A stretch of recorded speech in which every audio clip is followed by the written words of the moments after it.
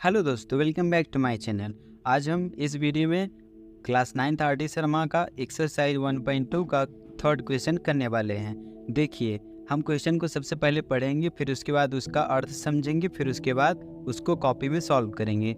तो सबसे पहले क्वेश्चन को एक बार पढ़ते हैं, फिर उसके बाद उसका मीनिंग समझते हैं, तब सॉल्व करेंगे। तो चलिए सबसे पहले क्वेश्चन को पढ़ते हैं।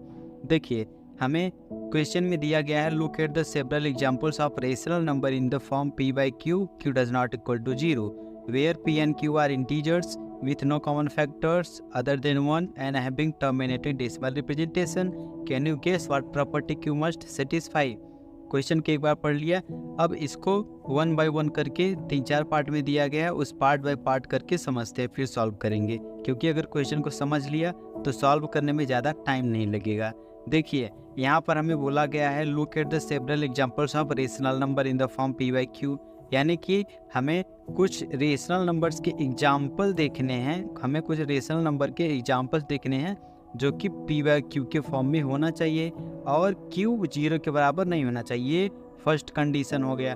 फिर दूसरा condition, where p and q are integers with no common factors other than 1, यानी कि p and q इंटीजर्स भी होने चाहिए और p and q का जो फैक्टर होगा वो 1 होगा, यानी कि दोनों का जो कॉमन फैक्टर होगा p and q का वो 1, उसके अलावा और नहीं होना चाहिए। और फिर उसके बाद तीसरी कंडीशन दी गई है, and having terminating decimal representation, यानी कि जो रेशनल नंबर हम लिए रहेंगे अगर उनको डिवाइड किया जाए तो वो टर्मिनेट हो जाएं, यानी कि वो टर्मिनेट हो जाएं। फिर उसके बाद हमें बोला है, can you guess what property q must satisfy. फिर हमें बोला है कि आप इन सब से क्यू की कौन सी प्रॉपर्टी से सेटिस्फाई होते हैं। क्या आप अनुमान लगा सकते हैं कि क्यू की कौन सी प्रॉपर्टी होगी जो कि p and q इंटीजर भी हो और उनका जो कॉमन फैक्टर हो वो 1 हो और वो टर्मिनेट भी हो जाए। तो चलिए इसको कॉपी में करके समझते हैं। तो देखो दोस्त, हमें क्वेश्चन में दिया गया था कि हमें रेशनल नंबर लेना है जो कि p by q के फॉर्म में हो और q 0 के बराबर नहीं हो। तो चलो एग्जांपल ले लेते हैं। तो पहला एग्जांपल हम लेंगे वो होगा 5 by 2 का। अगर हम 5 by 2 को डिवाइड करेंगे तो हमारा आंसर मिलेगा 2.5, और इस 5 by 2 में जो ये 5 है वो p है और ये जो 2 है वो q है। और यहाँ पर ये वाले बात भी ध्यान देने लायक है, जो ये q है वो 0 के बराबर नहीं है और 5 and 2 का जो कॉमन फैक्टर होगा वो होगा 1। अगर किसी को कॉमन फैक्टर नहीं समझ आ रहा है तो मैं बता देता हूँ, कॉमन फैक्टर का मतलब कोई ऐसा नंबर हो, यानी पेयर ऑफ नंबर हो या फिर उससे ज़्यादा नंबर हो, यानी कि 2 नंबर 3 नंबर 4 नंबर हो, उनका जो HCF होता है वही होता है कॉमन फैक्टर। और यहाँ पर 5 and 2 का HCF अगर लेंगे तो हमें मिलेगा 1, यानी कि यहाँ जो कॉमन फैक्टर है 5 और 2 का वो है 1, यानी कि हमारी ये जो कंडीशन है कि p by q के फॉर्म में हो और q 0 के बराबर ना हो और दोनों का जो कॉमन फैक्टर हो वो 1 हो, तो यहाँ पर हमें सभी कंडीशन सेटिस्फाई हो रही हैं। और एक कंडीशन और बोला था कि ये जो नंबर होना चाहिए वो टर्मिनेटिंग डेसिमल रिप्रेजेंटेशन होना चाहिए। यहाँ पर जो हमारा नंबर 2.5 है ये भी टर्मिनेट हो जा रहा है। और इसी प्रकार एक और एग्जांपल लेंगे, 3 by 5 एग्जांपल लेंगे। अगर 3 by 5 को हम डिवाइड करेंगे तो हमारा मिलेगा 0.6। यहाँ पर भी ये नंबर टर्मिनेट हो जा रहा है और ये p by q के फॉर्म में है और q 0 के बराबर नहीं है और इनका जो कॉमन फैक्टर है वो है 1। आप ध्यान दे सकते हैं, मतलब समझ सकते हैं। और तीसरा एग्जांपल ले लेते हैं। तीसरा एग्जांपल हम ले लेंगे 3 by 10। यहाँ पे 3 by 10 p by q के फॉर्म में है और q 0 के बराबर नहीं है, उनका कॉमन फैक्टर भी 1 है। और इसको भी अगर हम डिवाइड करेंगे तो ये भी टर्मिनेट हो जाएगा और मिलेगा हमें 0.3। और फिर उसके बाद एक और एग्जांपल लेंगे ताकि अच्छे से ये क्वेश्चन हमें समझ में आ जाए, वो हम लेंगे 2 by 3।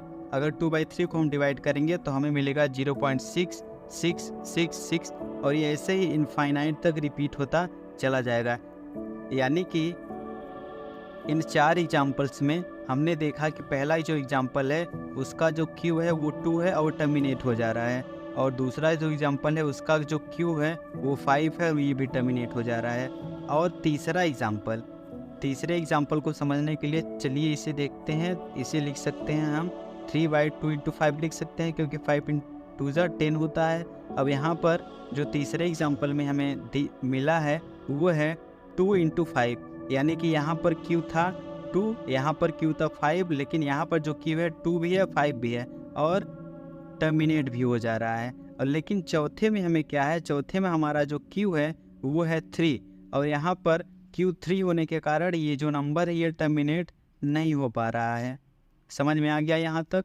अब हमें जो मोस्ट इम्पॉर्टेंट बात जो क्वेश्चन में दिया गया है कि आप Q की कौन सी प्रॉपर्टी को गेस कर सकते हैं, तो हम Q की यही प्रॉपर्टी को गेस कर सकते हैं कि कोई भी नंबर हो, अगर कोई भी नंबर है, अगर हमारा कोई भी नंबर है जो कि P/Q के फॉर्म में हो और Q 0 के बराबर ना हो, अगर उसका जो Q है वो 2 के पावर कुछ हो, 2 के पावर कुछ भी ले सकते हैं, जैसे 2 पावर m, यानी कि m मतलब कोई भी नंबर, या तो जो Q हो 5 के पावर n हो, यानी कि n कोई भी नंबर हो सकता है, या फिर जो हमारा Q हो वो 2 के पावर m या फिर 5 के पावर n, यानी कि 2 के पावर भी हो 5 के पावर भी हो, तब तो वो हमारा नंबर टर्मिनेटिंग होगा। और अगर Q जो होगा 2 के पावर 5 या फिर 5 के पावर 5 या फिर 2 पावर 5 पावर दोनों के पावर कुछ भी नहीं होगा, तो जो वो हमारा नंबर होगा वो नॉन टर्मिनेटिंग होगा, जैसा कि हम इस एग्जाम्पल में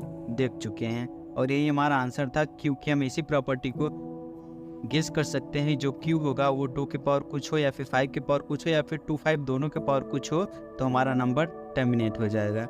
और यही तक हमारा क्वेश्चन था। चलिए नेक्स्ट वीडियो में नेक्स्ट क्वेश्चन के साथ मिलते हैं। धन्यवाद।